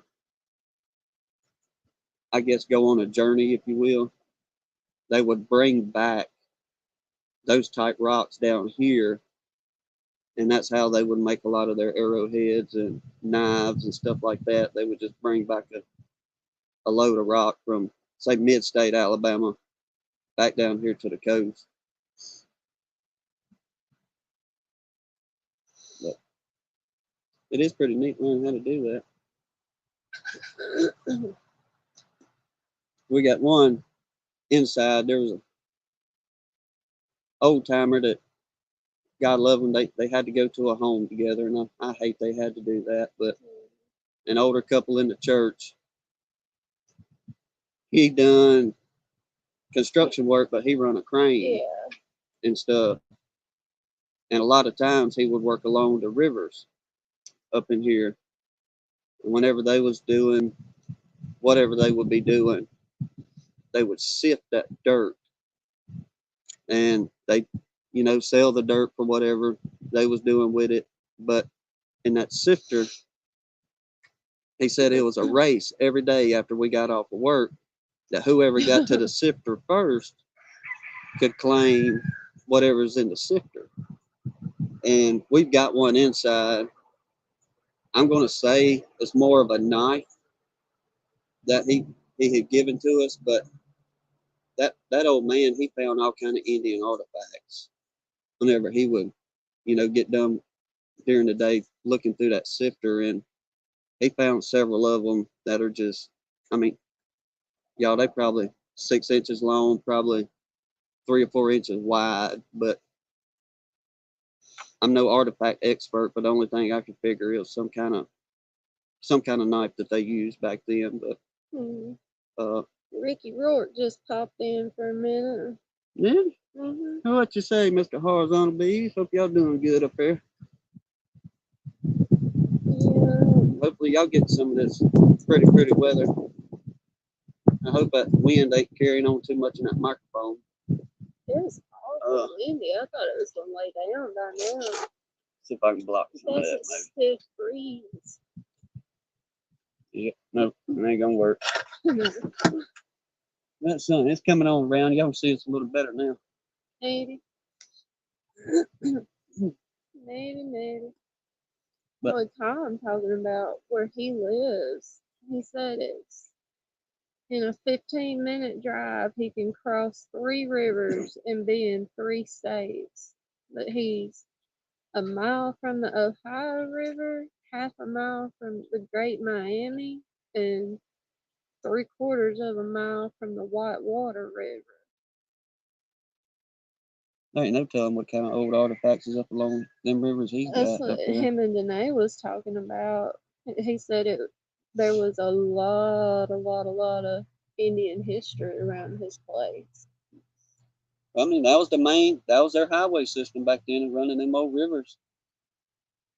And often, a lot of times, then where they camp or post up wouldn't be too far from the riverbanks there, and between them making tools, dropping things, and your canoe tip over, whatever the case may be.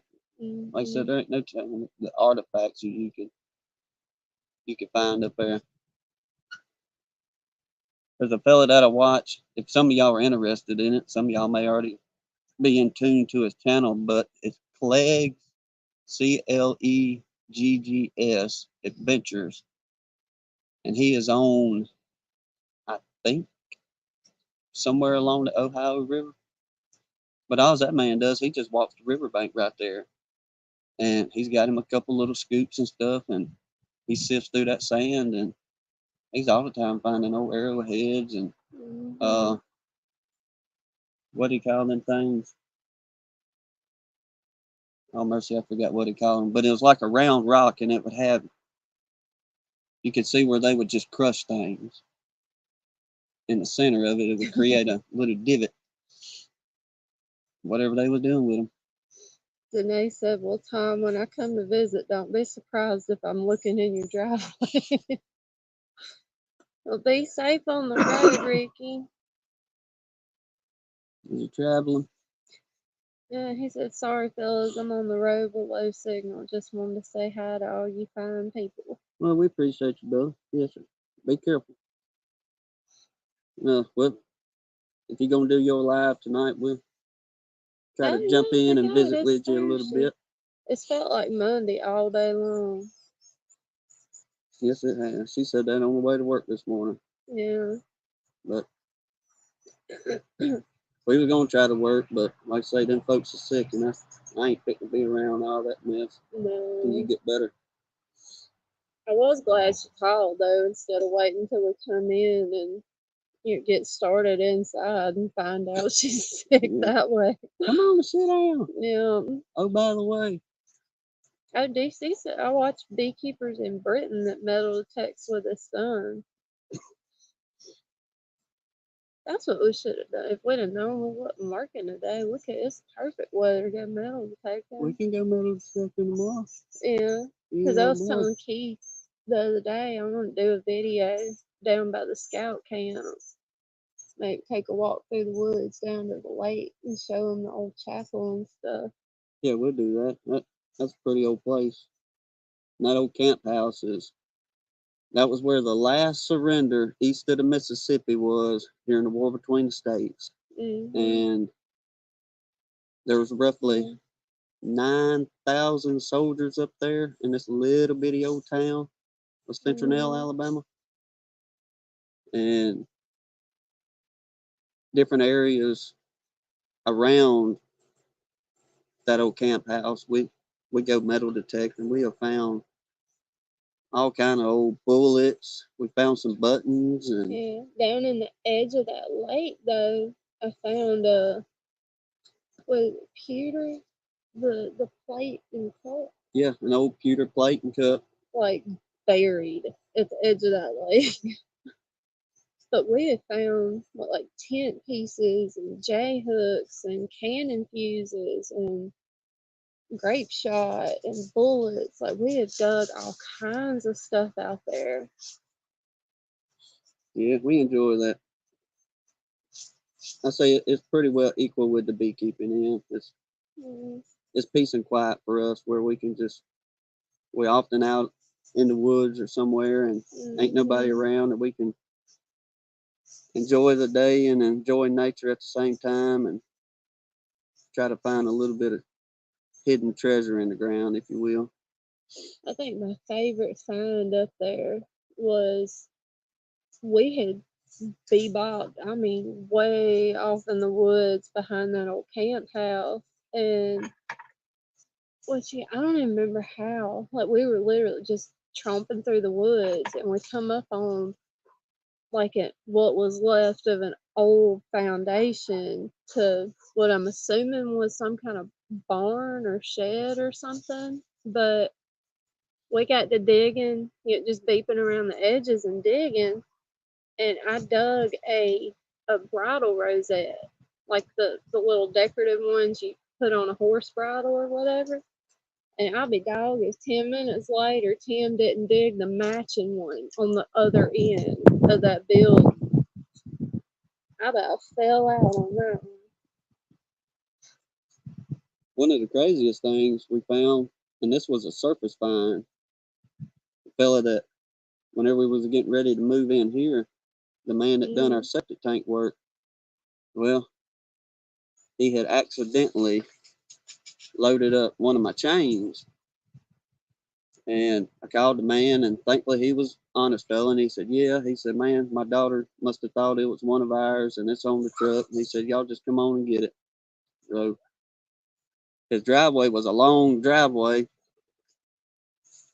and as I was walking back to the truck with that chain, I'm constantly scanning the ground for things like that anyway. And I seen something round laying on the ground. And I picked it up, and as I was walking to the truck, I was just kind of rubbing on it to clean it up a little bit. And I got settled in the truck and got to looking, and I seen a date on it. And I was thinking, there ain't no way. Ain't no way. Come to find out, it was a 1721 French colonies coin. And they only minted those coins from 1721 to 1722. And every coin was minted in France, but they had them shipped over here. That was the coins they minted just to start their settlements over here with. But that blew our mind, finding Mm-hmm. that thing. I'd love to go over there and see what else is on that old fella's property. Yeah. But that'll be one day. Maybe I'll just get a wild hair and pull in and Do some door knocking. yeah. We enjoy it just as much too, and I know there's several of you out there that like to metal detect as well.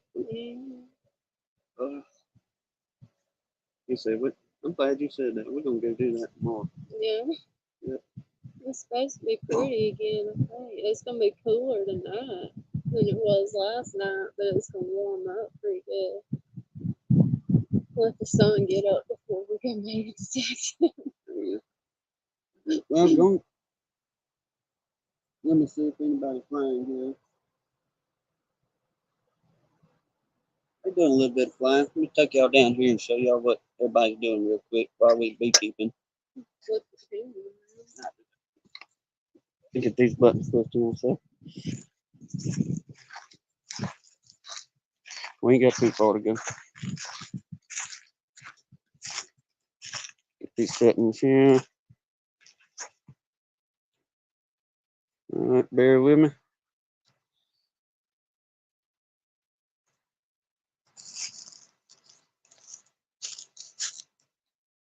Let's see here.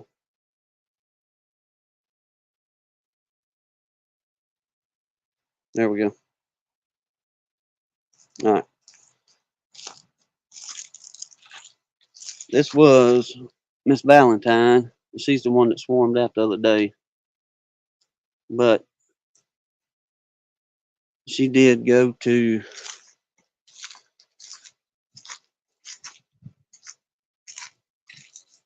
well, I'm all kind of jiggly and wobbly, but right here is where they ended up. And there's a good little old swarm that got in there. So thankfully, instead of them running off to somewhere else, they come on back home. But there ain't nothing in here, but they using this as their entrance instead of this one. We got to put a couple more slats in there to cover that up and let them reorient to that. That bunch there is one of the splits we done. We're gonna get back to them in probably about 2.5 weeks. See what they doing. That's a piece of our mess we left out. We got this one for a swarm trap setting out. We put what was DC calling that? Swarm cake. So we got the long lasting lure on here. Got some in that little feller. That bunch there is, yeah, swarm cake. That bunch is a split. And that in there is the nuke, or was the nuke. They are well beyond 5 frames for sure. But she's trying to tear my tail up. Ain't liking that. But everybody flying around doing pretty good. Then we got another box out there. Show them, but show y'all what we got going on. It's pretty down in here. And I know y'all can't see it, but let's see if I can see it right now. Right back down in yonder way. When we was building the little mate nukes out of those boxes, those styrofoam boxes. I got a couple of those back down in the woods. There's one down in there. And there's another one way on back down in there. But we got a shooting lane whenever we want to tune in the rifles or what have you. So there's a big old lane down through there to where the bees can mosey around real good. But that's what's happening with them, y'all. Let me get this thing turned back around here. Bingo.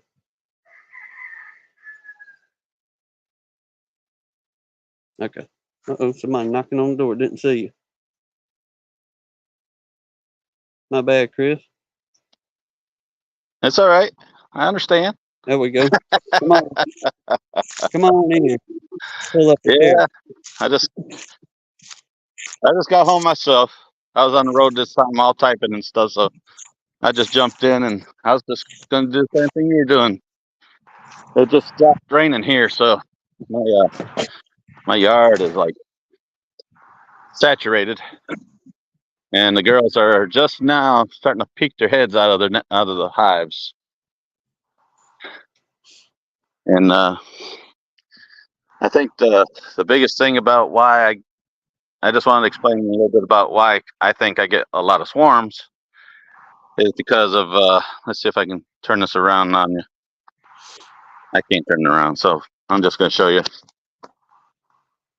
I always keep this full of sugar water, whether my bees go to it or not, because I always see other bees coming from other directions. And when I have my swarm traps out, they and I just use the swarm lure that Bob makes, and I don't know if you can see how high that is compared to me. I'm 5'9", so that's how high I put them in a tree. And that's where you get most of your swarms coming in, right in there. Yeah, I've got 3 of them in my yard that I keep at all times, and my big box over here actually behind my hives. And I always spray one full frame with the lure when I'm putting the frames inside those swarm traps. And yeah, these girls are just now starting to come out. So because the rain stopped, I wanted to show how well they're doing. But this is what I got. You see it? I don't know if you can see that.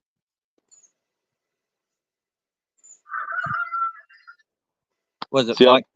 See all the clover? That's what I was going to ask. Is it white clover you got? Yep. Yep. And it's all right by my hives. So they don't have to go very far to get that nectar. Denise said she's going to send us some boxes. No, yeah. And Polystyrene. then I got my orange trees over here and my grapes, and I have blackberries over in the other corner. My orange trees are blooming pretty good right now. See those? See all the blooms on them? Let me make you big. Everybody see good. There we go. Oh yeah, yours are blooming good. Yeah, so they're blooming real well. The bees were all on them yesterday. So and I've got lemon trees and grapes. And you see all my grapes right there. They're starting to get their little pods for the flowers. So hopefully we'll get some grapes out of them this year. DC said his blackberries are blooming. Or they're starting to wake up. I think you heard my rooster. Ours are starting to berry now. The BERR. So probably about, I don't know, another 2 weeks, you can probably start to go to picking blackberries around here. But it's good to see. Yeah, ours y'all are just starting to bloom. too. So. Yeah, ours are just starting to bloom. Looks like I'm gonna have to get me some more banana trees. These ones didn't come back. Somebody has given us. He said, no, we're a long way from blooms. They're just starting to wake up and grow green. Oh. I just seen his big letters where I have blackberries. I was like, oh, it's on. One of Hannah's. Yeah, but I just stopped in and say hi to you guys. Yeah. Well, we appreciate you coming in. I googled Google Earth your place, and all you can see from the road are trees. Yeah. Yep. All 3 sides. That's it. But That's it. You can't see in your house now. Now, a lot of folks, even people that lived around here, they said, I knew y'all was close by, but had no idea y'all was right there. You can't see your place from the road. And I was like, well, that's kind of how we like it, y'all. And your driveway curves, so it's not a straight driveway. No. It you might have been looking at Mom and Daddy's if you saw a circle drive. Well, it's the one from the street. I just put in your address and it puts me right on the street. So is your parents out front first and you guys are behind them? We're right beside them. Yeah. But we're pretty much the same way. Except for the highway side, it ain't nothing but woods all around us. Right. Well, you got a good picture of your neighbors across the street. Yeah. Yeah, that's definitely got to be in front of her mom and daddy's place there. Okay, well that's where that address puts me when I googled yours. Well, we give that address because whenever we leave for work, we lock the gate. And gotcha. Whenever we do packages and stuff, whenever folks send us stuff, we have it sent over there next door, because the mail lady, she'll stick it under the carport, keep it out of the rain, and we ain't got to worry about no yahoos taking, the package that they set at our gate. Woods. Oh, you guys got a lot of thievery, huh? It ain't too bad, but unfortunately nowadays, you know how it is. You can't leave nothing sitting out. No, the first 2 weeks, I think we had been moving in right at 2 weeks, and we hadn't put up the fence and gate yet. And we was hoping we wouldn't have to, but we come home from work that day, and somebody had stole all of our yard equipment, the Sure did. lawnmower, the weed Oh, eater, all our gas cans, rakes and shovels, everything. Well, they have to go through my bees to get to mine. Well, they have to. We got security cameras up now, and it lets us know whenever somebody's here and all that good stuff. And we got Stella and Jasper. I yeah, don't think anybody's gonna try to come in on them. now especially Stella, she is very much. She don't like nobody coming into her yard, and she don't like nobody coming into the house unless she knows you. Right. Mr. Donnie, now she loves Mr. Donnie to death. Oh, but she knows But him.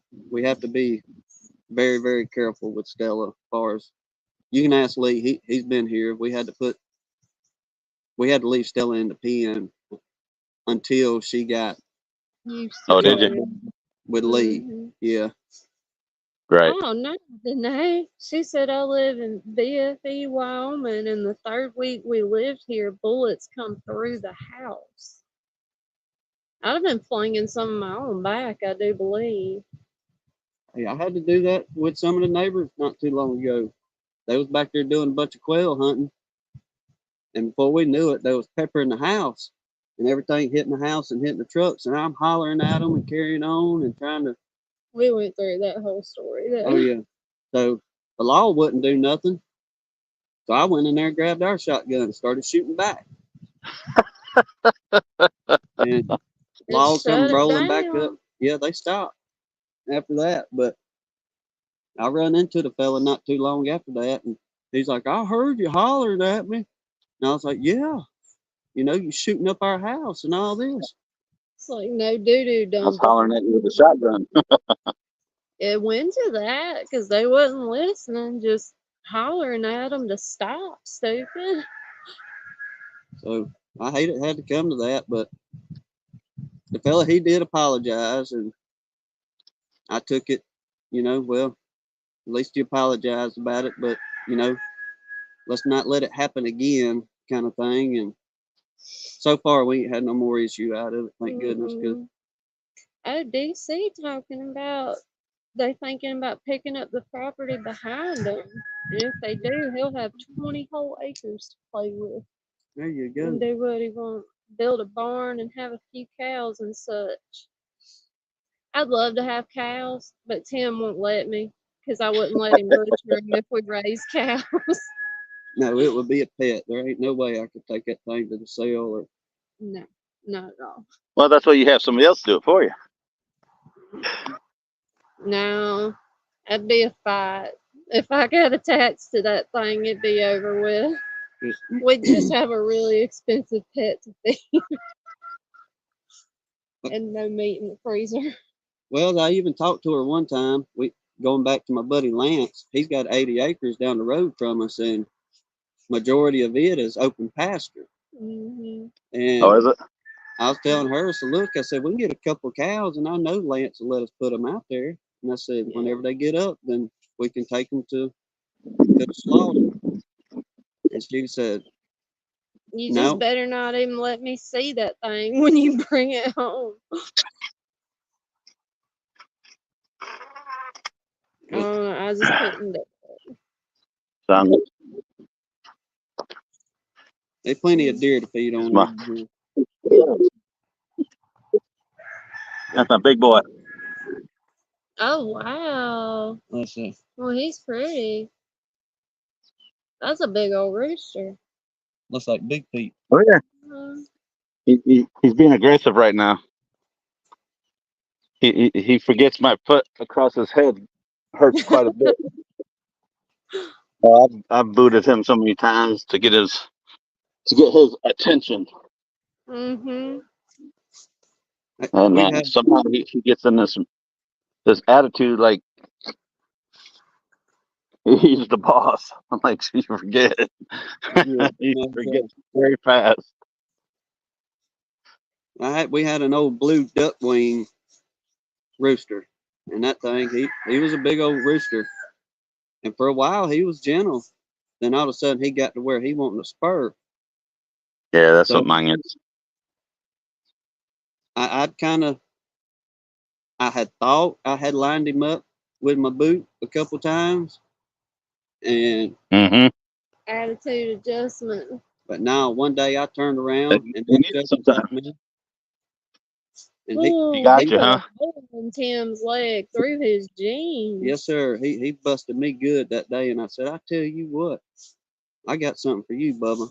So we took him to that sale to the livestock over there, and Man, I felt so bad.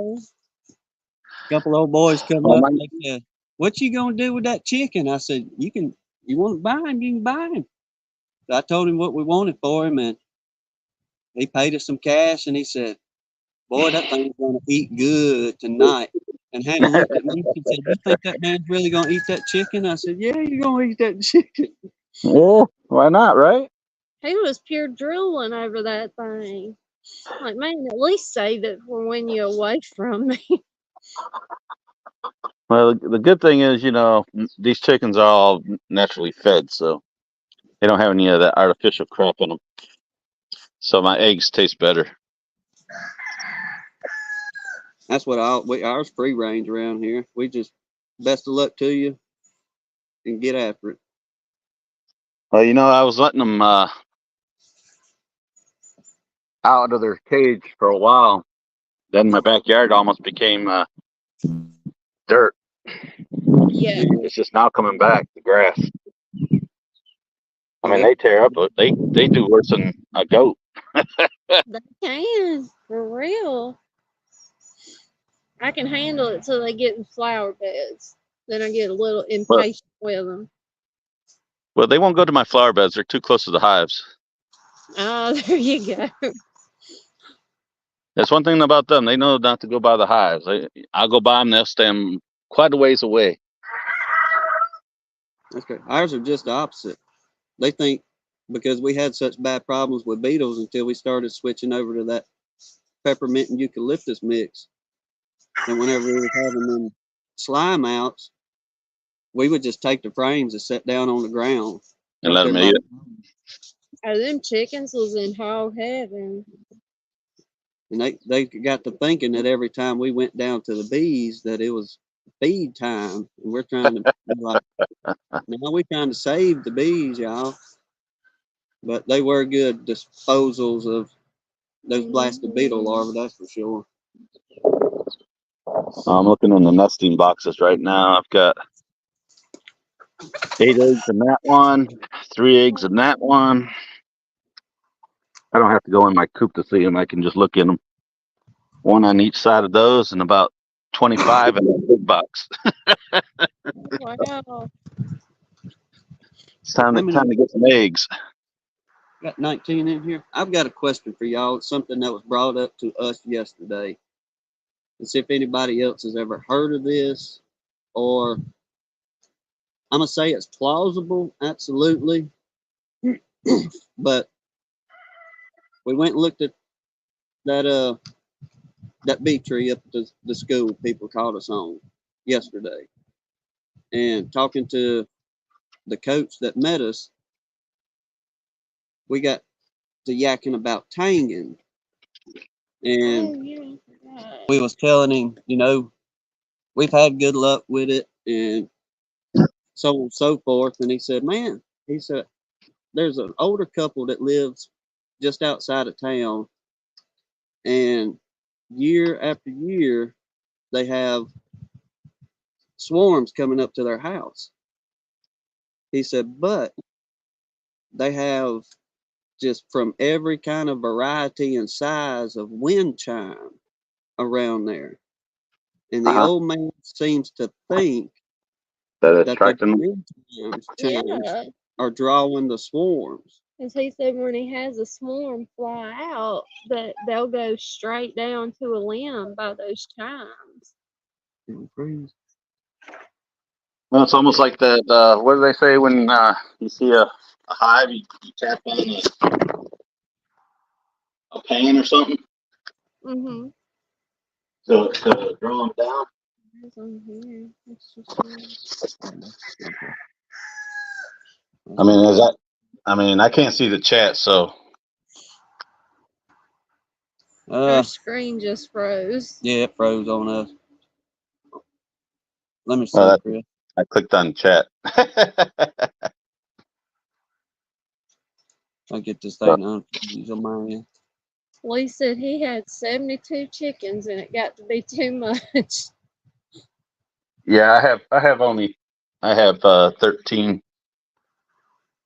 That's enough. Yeah, There we go. We back. I mean, that's a dozen eggs a day. that's a good baker's dozen. That's a good number. Yep, because not all of them lay every day, but close to it. We had an old family. We'll say old family. They was more family than friend, but the older gentleman, he got to where he couldn't fool with his chickens anymore, and he called us up and he said, "Look, y'all," he said, "I got these chickens here. If y'all want some, come and get them." Yeah. Well, He didn't throw the stipulation in until we got there, though. yeah, the stipulation was if you take one, you got to take them all. He had 60-something chickens out there. Dang. It took us 3 truckloads to get all them chickens down here. But that's why you got them free range, because you ain't got big enough pen for them. That's what we did, and it was one of those best of luck to you. But it took, I don't know, about 4 or 6 months. Them numbers started dwindling on down between the hawk and fox, and majority of them got in the blasted highway, and people never let up around here. So whenever they hit one, you'd see feathers for 100, 200 feet going down the road. Mm-hmm. But I don't want that many chickens anymore. No. Yeah, it's when you have a dozen, that's easier to handle. Yeah, for real. Miss Jan just popped in here. Anybody say anything about the wind chimes? Mm-mm. No, They ignored us. they did. I'll say about the same too. No, we're doing Easter Bible study Sunday. That's right. That's right. Yep. All right, click on your website on the actual, so I can read the comments. Is Miss Leona? She around with her? I don't know if she's watching, but hey, Miss Leona, if you are watching, Yes, ma'am. I just see Miss Jan pop in. You remember this song, don't you?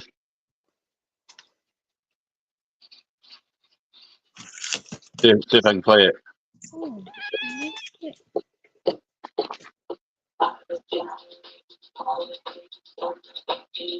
Oh, the bee song. Yep. Yes, the bee song. I play that for my bees every day. Do you? Call me weird, but I do. I found certain music, the bees do act differently in certain music. We can testify to a portion of that. I'm a firm believer that they at least react to music.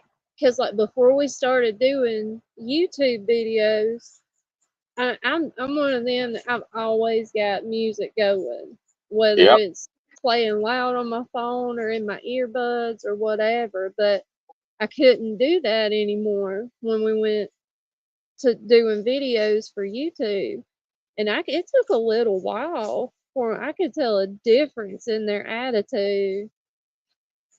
Yeah, we'd have some old country music going or some country gospel often going out here, and you could hear it echoing through the woods, but it did appear, I guess, to affect their mood. make things a little better. Mm-hmm.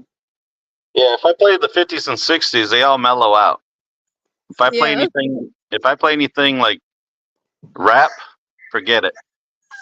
I don't do that stuff anyway. I don't even like the so-called modern anything post 1990. I'm pretty much not going to listen to in the country music world. Well, contrary to proper belief, I like a lot of hard rock, and apparently my bees do too.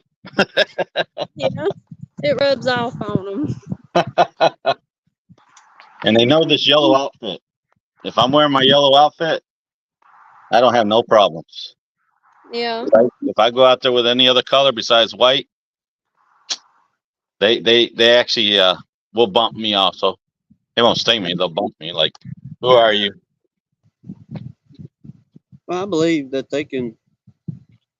they recognize us, and definitely imagine they pick up on our scent higher than anything else, I would imagine. Where was that? We had gotten into that not too long ago about the bees picking up on the scent of the beekeeper and the bee journal. Remember we read the story about the man training the queen to just come up into his hand. That's right. Yep. The fella said he had a queen. Now take this how you want, but this was just reading out of the bee journal. And he'd gotten a virgin queen and let her meander around in his hand, and she kind of went back and forth. And when he introduced her to the colony, she went on right in, and they accepted her. Then, now this is where I say you take it with a grain of salt or however you want, but in his writings, he claimed that each time that he went into that colony and pulled that frame, wherever the queen was, that queen would come up to him. Really? As your old yard. Yeah, just to say, hello or whatever it may have been. But we haven't went that far to see if we can I don't train want to test that theory. My luck is you come up with, yeah, hi, goodbye. Yeah. What's up with the country music rap these days? I don't know. That's definitely not country music. No, just a bunch of racket. You put the C on the end of music in front of that R, and that's what it is. Yes. I don't know. I guess it's just we got a lot of the old soul in us, and now when I say country music, I mean like Patsy Cline, Tammy Wynette.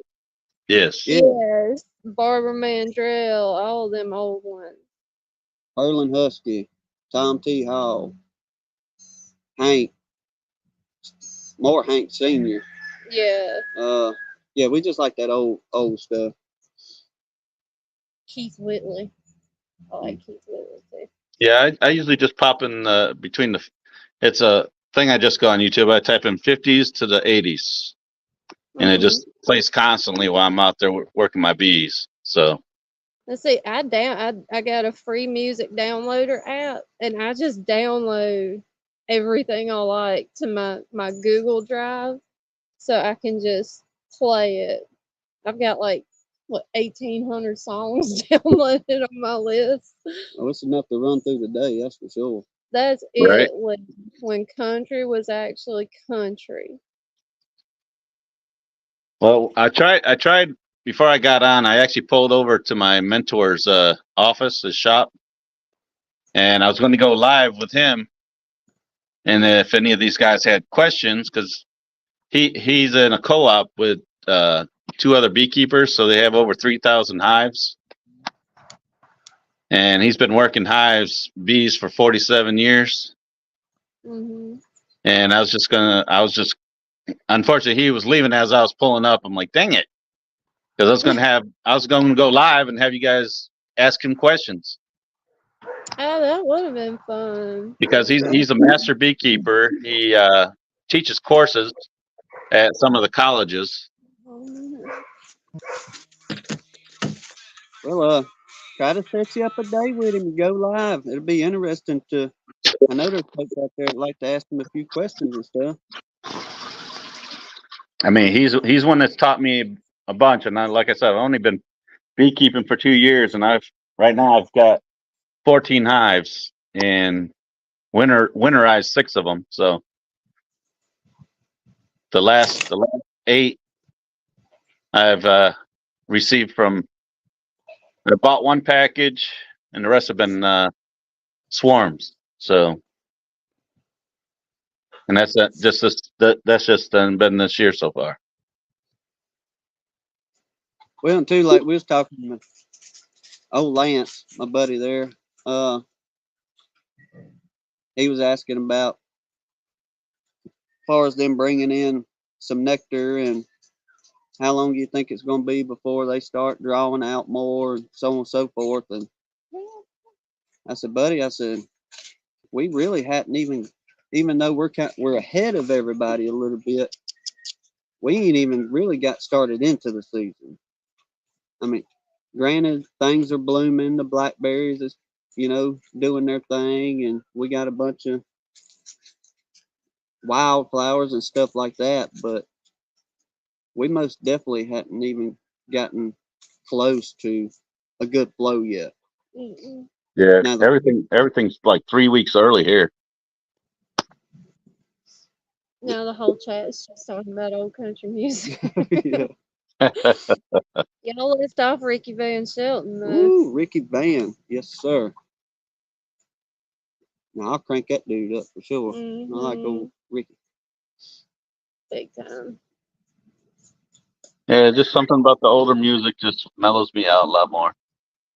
I mean, that music actually had meaning behind it. Yeah, there's a story to it. Mm-hmm. Even though it was about your dog or Your mama. your mama or your wife leaving you, whatever the case may be. But oftentimes with the wife leaving you is because of you was clowning around. But oh yeah, John Anderson. That's another good one. I like his sitting on the swinging song. Yep. Yeah. Seminole Wind. Mm-hmm. Oh, we could turn this into a country music. Yeah. There you go. Well, I'm not much in the country, so I'm more in the rock. Yeah. Everybody got their own flavor they like. That's it. I mean, I like some rock, the older stuff. I don't do a lot of the new stuff, but I don't do a lot of the new stuff in any music genre at all. It's not that good. Nah, but here's one thing that I know we've all have thought about this as we're beginning to age, but when you turn on the old rock station, it would play the older rock, Skinner, Led Zeppelin, things like that. But from time to time, whenever we do flip it over, or there ain't nothing else on the radio at the moment, you pick up on the rock music that whenever you was a teenager, but it's on the oldie station now. Right. Yeah. Our music has turned over to that.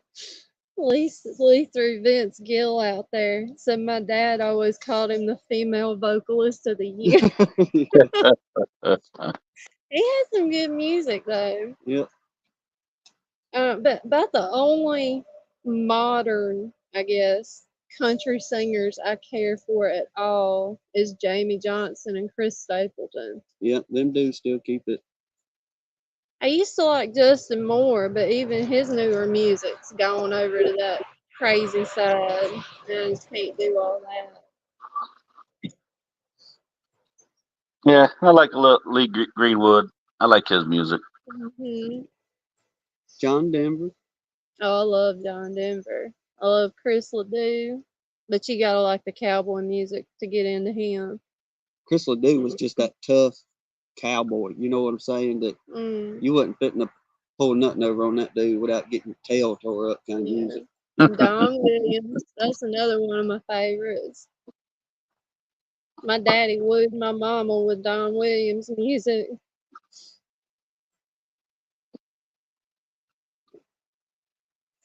Well, You've been going over 2 hours we sure have, already. haven't we? Yeah, I'm gonna pop off here, and I just wanted to say, like I said, I try to get you guys a one-on-one with my mentor. So next time I get with him, I know I'm gonna be on there on the 6th because I'll be handing out packages for him.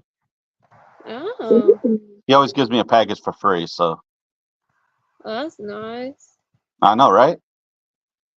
Well, maybe you can, like some of the, I guess, common questions, sit down with him, see if he'll do a little interview, if you will, with you, or just go live yourself and say, hey, look, any of Yeah, I y'all never got some done. questions? Come on in. I'll be too busy handing out bees going live. Oh, yeah, how could we forget Johnny Cash? Mike said I walked the line. All right, guys. I'll talk at you later. All right, Later Chris, on, take it easy. Chris. Yeah, I'm fixing to jump off too.